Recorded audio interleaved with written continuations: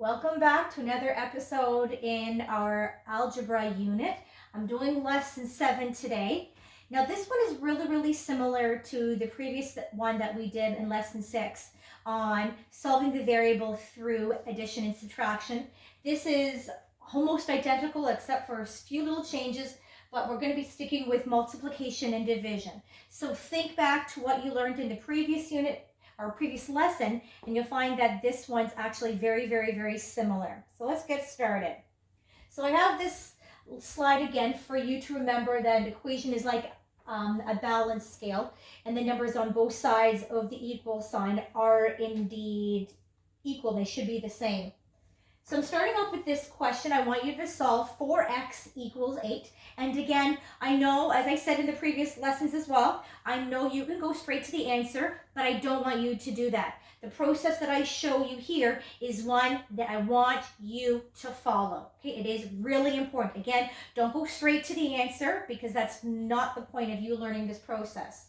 So if you remember, when you have this sort of equation, you want to get to the point where you're isolating the variable and all the numbers are on the other side of the equal sign. In order to do that, when you move all the numbers over to the other side, you are doing the other opposite operation. So in this case, because I have 4x, you all know that this over here stands for multiplication. So in order to bring the number over to the other side, you know there's going to be division. And that's what I have here. You have to divide both sides of the equation by 4, and this is what it's going to be looking like.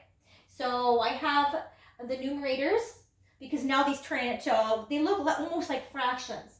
So the first part of this equation is 4x over 4 because we're dividing by 4. Again, we want to use the inverse operation and also isolate that variable. And you're going to take that divided by 4 and flip it over to the other side, and that's why you have 8 divided by 4.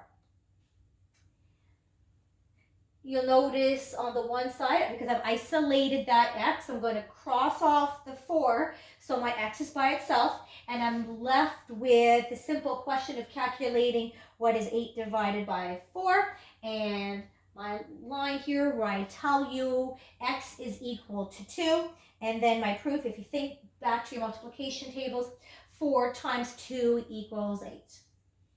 All right, so very similar, again, to addition and subtraction, but again, we're just using the opposite sign. So let's practice this one again. I have a 5x equals 20. Again, I don't want you to go straight to the answer. That's not the point here.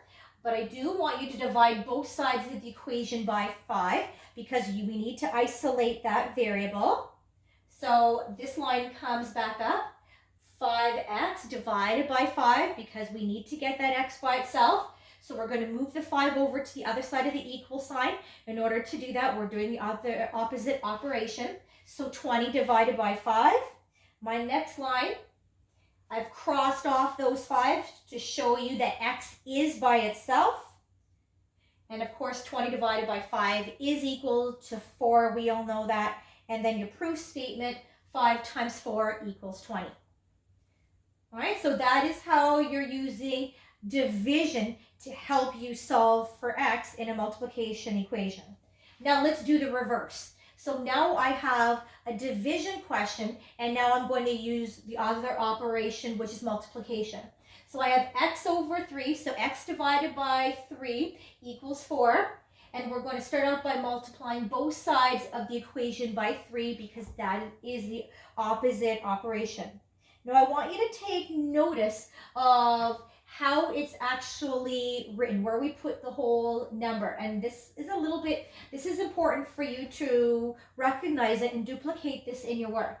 So we have x over 3, and that's a division, but the other opposite operation is multiplication, and that's where we have at the beginning. We have 3, and it's no longer x, it's a multiplication. So in your book, I'm going to advise that you get to the point where if your variable is an x, make sure that those x's look different than the multiplication sign. And I know different teachers will have different examples. In this case, you'll see I've been able to use the computer, so my x's look a little different. In your books, what I would recommend is put a hook or something like that on the side, just so you can differentiate between x as a variable and multiplication, because you don't want to get them confused. So again, 3 multiplied by x over 3 divided by, and again, we're bringing 3 to the other side, so we have that 3 times 4 on the other side as well. I'm going to isolate that variable by removing the 3, so I'm left with a simple statement of x equals 3 times 4, and you know x equals 12. We end up doing that, and our proof statement here, 12 divided by 3 does indeed equal 4. Okay, last example. X divided by 2 equals 5. We're looking for you to, again, use the opposite operation, and that is multiplying both sides by 2, since I'm dividing by 2 in the question. I'm putting it at the start, so 2 times my x over 2. I'm going to flip the 2 over to the other side, and I have 2 times 5. I want to isolate the variables, so I'm crossing off the 2 over there. So now my x is officially by itself, and I'm left with, in order to figure out x, we have 2 times 5, which indeed will equal 10.